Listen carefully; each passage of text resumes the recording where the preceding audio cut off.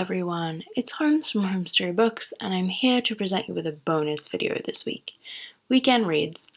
I won't read all these books this weekend, but I can dream. The first book I'm hoping to read this weekend, or to finish this weekend, is Lois the Witch and Other Stories by Elizabeth Gaskell. This is a collection of 4 gothic short stories by Gaskell, all with similar themes. I love the cover and publication, by the way. The yellow spine is so pretty. Her writing is gothic, foreboding, atmospheric, and really lovely once you get past the antiquated language. What I like about the short story collection is that the stories all have great momentum. I sometimes feel that old classics have so much exposition and family history, and you're reading, and you're reading, and reading, and you're like, please, just give me some plot. I would do anything for a crumb of plot. So I was really surprised by how much I managed to read of this yesterday. I didn't do much else except upload a video, which you can see on my channel. Right now, I'm partway through the titular story, Lois the Witch, which is about a young English woman named Lois who travels to America after her immediate family dies. The family she comes to live with regards her with suspicion. The back says it all. Fear of Satan becomes murder in the name of God. Lois finds herself the object of cruel hostility, potent jealousy, and mad desire. The town is whipped into a hysterical witch hunt, and the old woman's curse comes back to haunt her. Yes.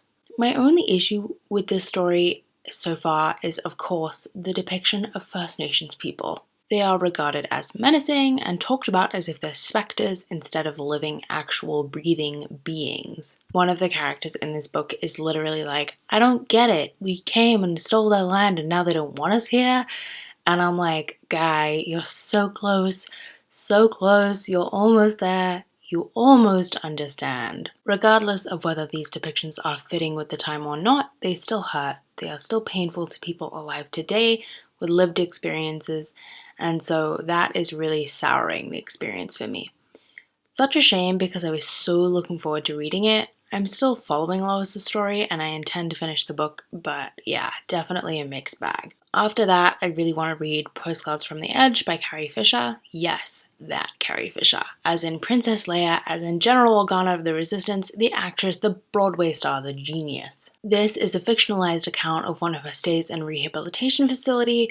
I started reading it casually while waiting for my video to upload, and I loved it from the first line. Maybe I shouldn't have given my number to the guy who pumped my stomach, but who cares?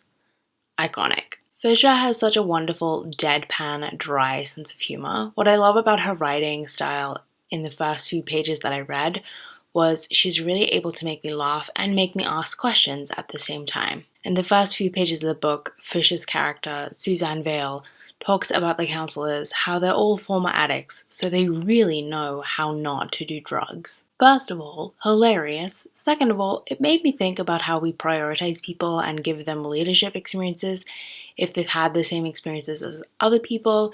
In this case, reformed addicts counseling current addicts. But are 2 experiences really the same?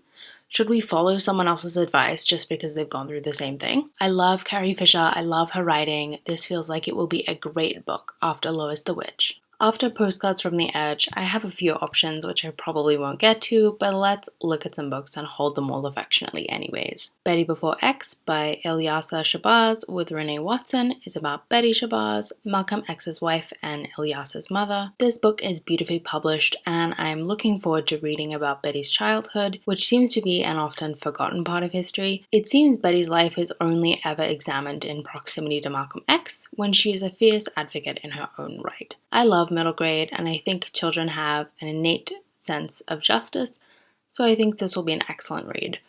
Also, it's recommended by Congresswoman Maxine Waters. What more incentive do you need? The last book I have on this list is Freshwater by Akwaeke Emezi, a women's prize long-listed novel.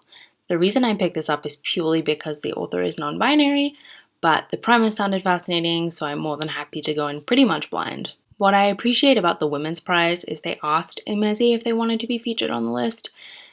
This is important when considering non-binary identities because not everyone who is non-binary would be comfortable being nominated for such a prize, as they may not identify that way. So, well done, Women's Prize, for asking Emezi if they wanted to be nominated.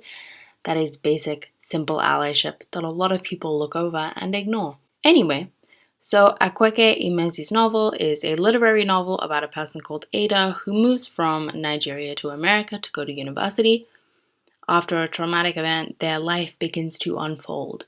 Emezi says that this character is pluralistic and a singular collective, so there are many different perspectives and narration styles in this book to explore the self and the sense of self. The insert in this book describes the writing as having snake-like grace, with ferocious energy heralding a fierce new literary voice. Do I know what that means? No. Am I here for it? Yes. Those are all the books I'm reading for this weekend. What are you reading? Let's talk in the comments below. Bye everyone!